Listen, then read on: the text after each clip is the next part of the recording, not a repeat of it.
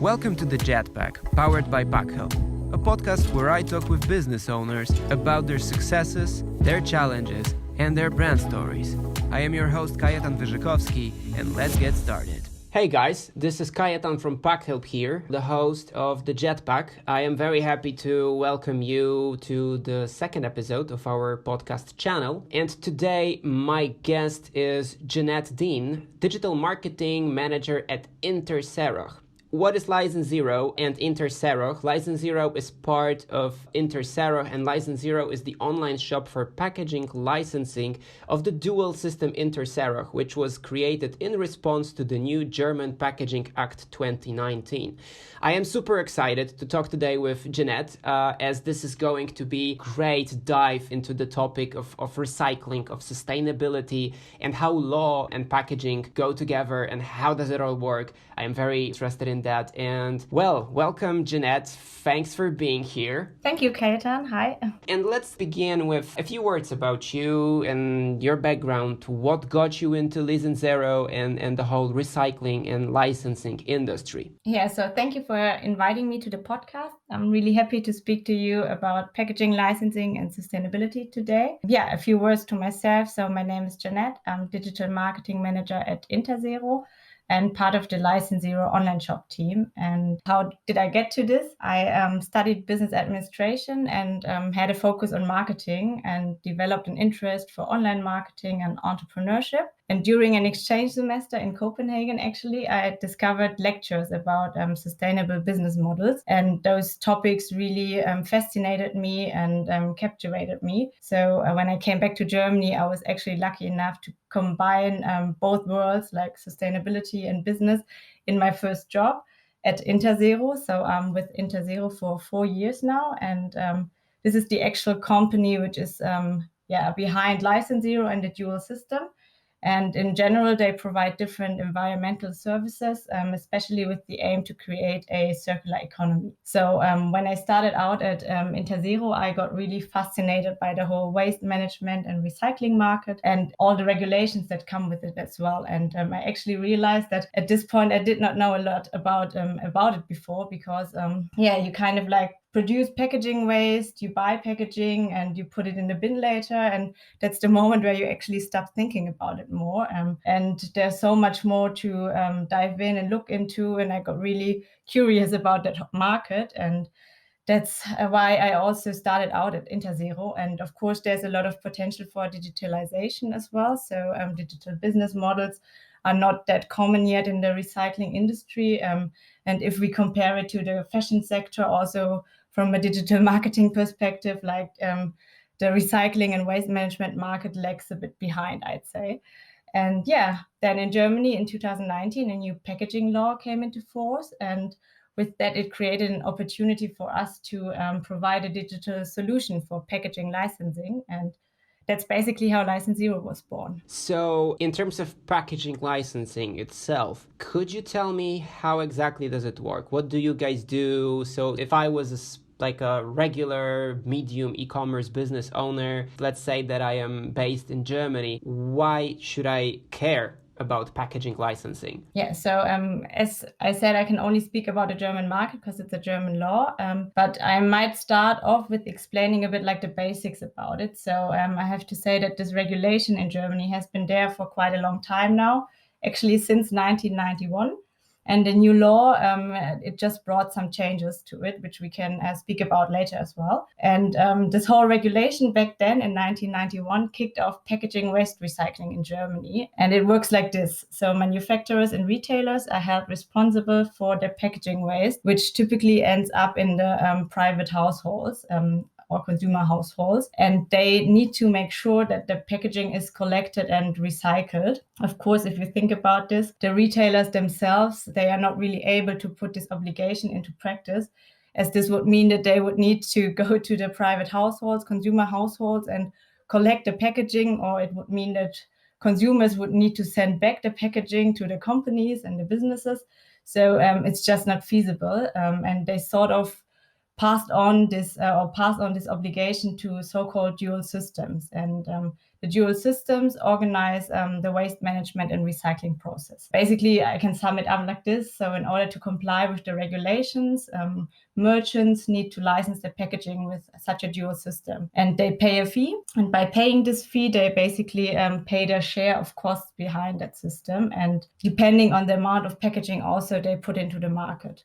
And for us as end consumers, it means that the products are actually collected or separately in a separate way. So they're not thrown in the household waste, but for example, paper or cardboard comes into the paper bin, which we are taught to and used to in Germany. But basically, this was introduced by law. And yeah, that's the basic thing and magic behind the dual system. So as far as I understand correctly, you could see it as a kind of mutual agreement between the producers, between the brands that use packaging and, let's say, the recycling part of the industry, that they will collaborate together in order to reduce or take care of the waste that lands in the landfill, if I'm not mistaken. I mean, that's the way I would like to put it, and that's a perspective I really like to promote also here. But in fact, it's also like a political decision and basically a regulation which takes place to establish this whole system. But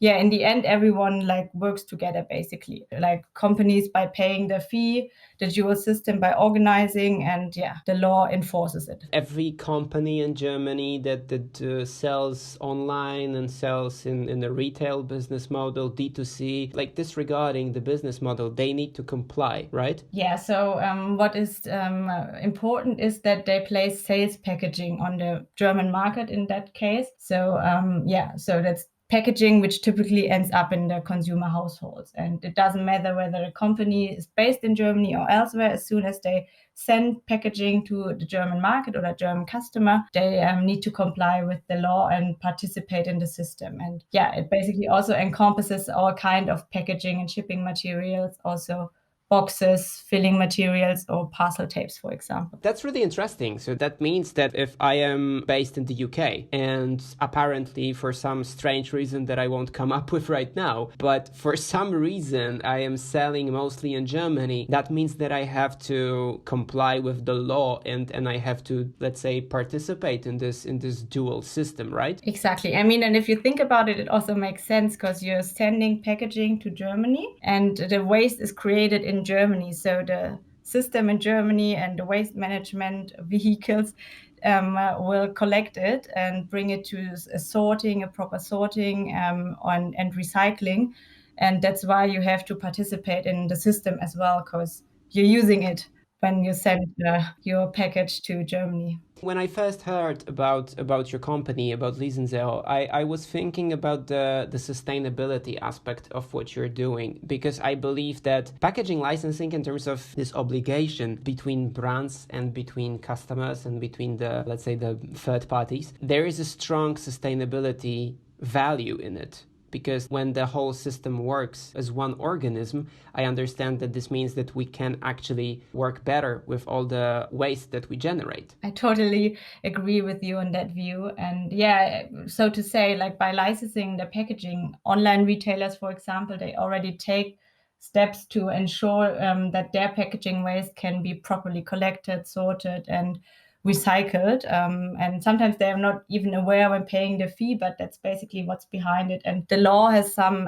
recycling quotas. So yeah, they're trying to have a percentage recycled, which is also nice. And this percentage is also growing in the future by the law. So we make sure that there will be more efficient recycling in the future as well. And this, of course, leads to savings of primary resources, and it's about closing the loop and being circular again, and yeah, efficient recycling.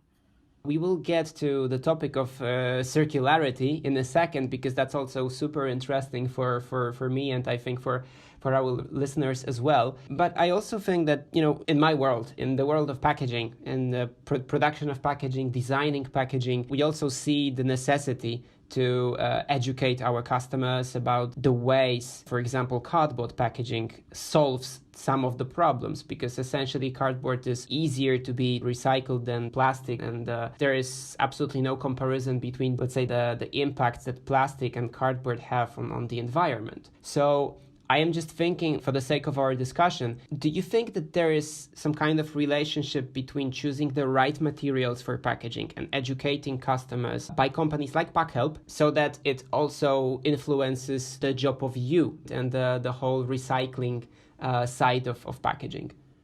Yeah, I think education is really important about also like thinking about the waste management process and the sorting and recycling process, which is also really important from our perspective. And always good to use, of course, renewable materials, or look at this circular aspect as well, which we might talk about later as well.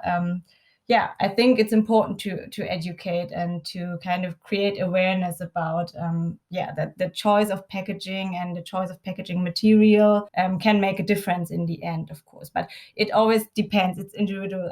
I'd say like it always depends on the product, because the packaging also has like a kind of protection function. So I think it needs, there are many aspects which needs to be taken into consideration when creating and choosing a packaging. But I would for sure say it would be great or important that also like this ecological aspect is taken into consideration, at least at this point. In 2020, like we started at Packhelp, we started the, let's say, sustainability campaign. I'm really happy to see that actually customers from the whole Europe, they actually really care about this environmental issue that we are facing, that even smaller brands, e-commerce brands, retail brands, they really feel that they also have an impact on the environment. And that's fantastic to see that right now one of the initiatives that we have is every order made with Packhelp plants trees. And this is fairly simple, right? This is something that kind of allows the customers to give back to the nature and that sort of thing.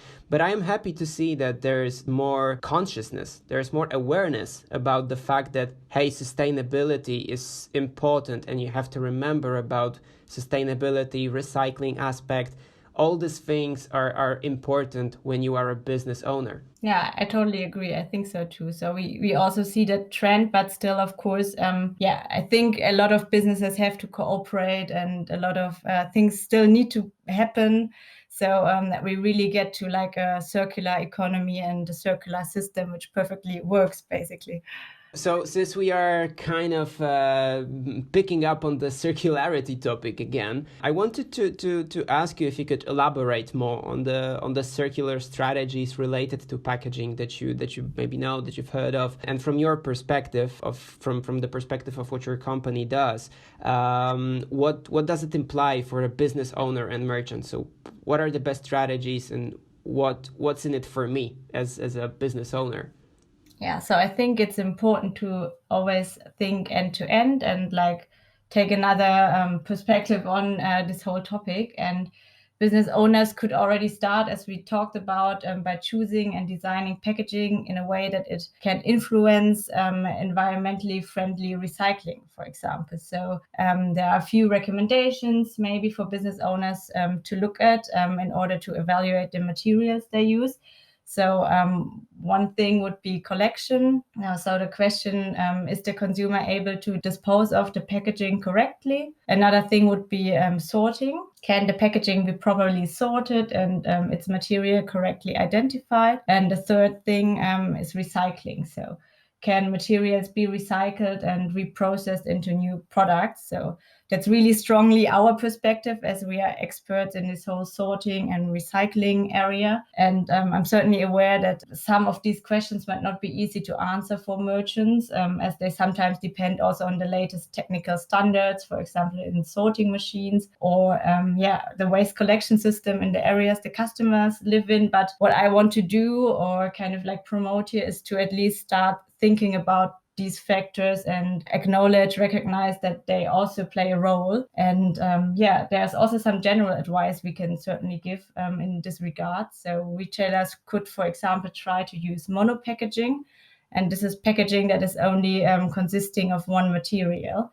And they could then also use the same material for labels or tapes. And I think you also have some kind of parcel tape, right? Which is different material. Yeah, so that would be an example. And yeah, last but not least, of course, they can use packaging with an increased proportion of recycled fiber, for example. All these things, they're very close to what I'm reading about and what we also try to push as a company, like values that we have at Packhelp. And I've been just thinking because, a marketer to marketer, it's not easy to explain the value because at the end of the day, for a business owner, it's all about money. It's all about what is the cost for me as a business owner to have plastic packaging versus packaging that's eco-friendly, that's sustainable. And how do you guys tackle that? What kind of initiatives that you have to educate people and to explain the necessity to comply with these laws and to take part in this very important initiative that you represent? I mean, in general, the law itself kind of has some incentives that people, because you pay per kilogram of packaging material you bring into the market, you have some incentives to kind of reduce maybe the amount of packaging which is not necessary. But in general, it depends on the material and you put this in the system and there's a price behind it. Of course, there's also like raw material prices from our side then again behind. So we can't do a lot about like the choice of material, but what we can try to educate people about is the whole aspect of the packaging licensing and why they should do it and see it as a value as at least added to the system and also which they can use from marketing side. So of course they conserve primary resources by doing this. And we also have like kind of a certificate every customer gets and it shows how many primary resources were saved by participating into the system. So you put focus on the aspect of basically building trust and helping your customers to kind of showcase their customers, the end customers, that, okay, you're buying products of a brand that cares about the environment and tries to be the good guys. Exactly. We also have some references and we learned that also sustainable customers, they really care about it and they are happy to communicate this as well. And they are saying, so we're participating in the dual system. Awesome. I also wanted to talk a bit about Lizenzero as a business. I wanted to ask, how do you guys find customers? I mean, now we are talking and I begin to understand the let's say, the in and out of your business, but it is still a very complex problem that you are trying to solve. And there are many parties where you have to consider them in the whole process. So could you tell me, how do you find new customers? Which areas, which acquisition channels work for you best? Yeah, so basically we created this online shop in response to the law, and the idea was to really have like a straightforward way for packaging licensing, because as you said, business owners, they also look for money, but also time is money, so they really want to spend not a lot of time on it. So the first step was for sure to make the shop really straightforward and easy for them to handle. And then we got on a broad marketing approach, and a big part of it is, of course, digital. And we do everything basically from search engine optimization and all sorts of online advertising. And actually around the period in January where we knew that we would need like a maximum attention because the new law came into force in January 2019. We kind of like tried to go on as many marketing channels as possible to create the awareness of the topic, and we have like really broad campaign. We did, of course, some educating as well and told people about the law which comes into force, so they kind of are obliged to participate in the system. And at the same time, we presented our shop, which is a really easy, straightforward, user-centered design. So we are trying to communicate this value as well to show them that they can save money. But still, we realize that the topic needs a lot of explanation, as we can already see. And many small online merchants, they for example, did not know about the law or the dual system. And therefore, we also try to provide as much information as possible, answer all their questions, be their service partner in this regard. And try to also give them some help when they have to learn the whole registration and licensing process, which is quite bureaucratic again. So we do that with our tailored online shop and also communicate it. And I think what's also relevant is speaking with partners like you, because you guys represent like a point of contact to those merchants. And like that, we are able to shed light on the topic and tell people that there is this law, that there is the system, and it makes sense, and they need to comply. And actually, it's not that hard to comply with our online shop. It can be done efficiently and easy. We're trying to tell a story about it as well. And also interesting to speak about the impact of the dual system and the law. And I do believe we kind of have a story to tell. So people do not end up with legal paragraphs, but rather have like a pleasant way of learning about the dual system. I definitely think so. You definitely guys have a story to tell. And I also feel that there is every company that complies with this law and understands the importance of it. There is a story for them to tell as well. That's kind of also what we have at Packhelp. What we try to highlight is that, of course, for some customers, it's just a box. It's just something that they receive the product in. But for us, we can clearly see that a lot of customers of Packhelp, they absolutely nail the unboxing experience, and they create fantastic artworks. They print beautiful boxes, and there is a story in there as well. And I believe that it would be fantastic if more of these stories had the environment, sustainability aspects as well. And there's the combination of something that looks beautiful and works beautiful with the environment as well. Yeah, agree. So it would be awesome if we can jump to what I call the round of quick questions. I will be completely honest with you, Jeannette. It's the first time I ever do it, so we'll see how it goes. It's basically a few questions, and I don't want you to, think too hard about them. It's just quick things that come to your mind first. So are you ready? Yes. Okay, awesome. So the first question is, what would be your one tip for any company to become more sustainable? Okay, but I sort of repeat myself here, I guess, but still I would say think end to end, like think the whole circle, look at it from the whole perspective.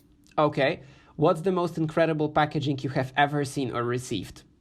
I really like creative use of materials, I have to say. So I once had a lip balm, whose packaging was completely made without plastic, and instead they worked like with some renewable materials, such as cork. And they used cork that was a waste product from like wine production or something. So I thought that was really creative and a nice way. Okay, that sounds awesome. If you could meet anyone in the history of mankind and have a chat with, who would that be? I wouldn't go that far back in history, but it still has something to do with history, because I would really like to have a chat with Yuval Noah Harari, who is historian and researcher. And he's the author of a book I really like, the book Sapiens. And I just would love to exchange views with him. So maybe this happens. Let's see. He's, of course, still alive. Okay, next question. What is one tool that you can't imagine working without, like on a daily basis? So as I'm in digital marketing, I'd say data analytics tools, all kinds. And what kinds do you use? Second question, follow up. Follow up, like the typical Google Analytics, heat maps, stuff like that. I think it's really great. Or like even in your shop system, you see like your feedback on the marketing actions you do. And the last question, what is the most sustainable company you have ever worked with? So for me personally, the company I'm working with now, Interzero, is actually like, I think, a really sustainable company. So as it's in the market of the whole circular economy and they contribute to it, I think that's the most sustainable I worked with so far. So and also like if it's referred to our partners and customers, everyone who actually tries to make a change and do something is also great. I was hoping to hear that this is Untitled. I was actually Really? I was hoping to hear that. I didn't know what it was aiming for, but yeah, actually, no, it's like that. Now I have to say, I really like the market, and I like working with an impact. So yeah. Okay, and just to kind of wrap things up, we talked about sustainability, we talked about circularity, and we also had the round of quick questions.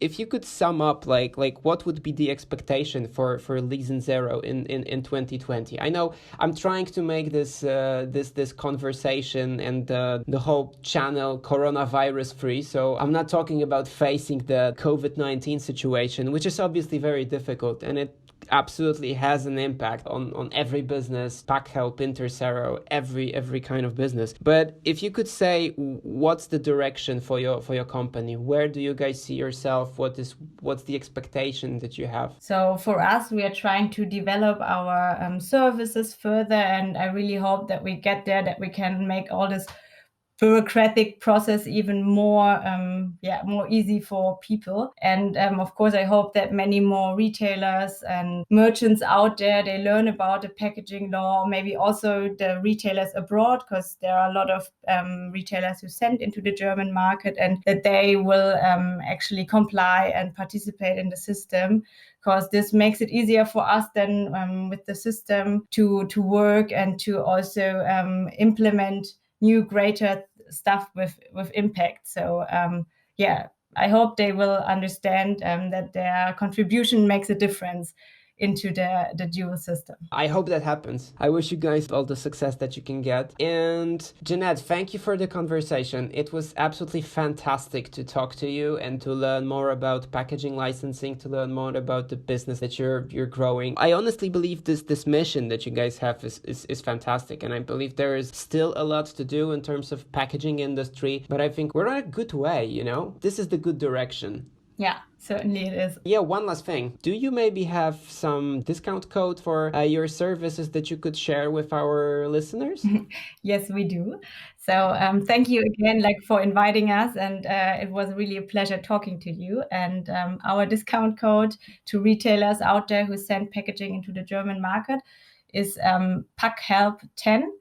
And yeah, you can just go to www.lizenzero.de/en for English if you're English speaking, and then just put in the discount code and you'll get 10% off your packaging license.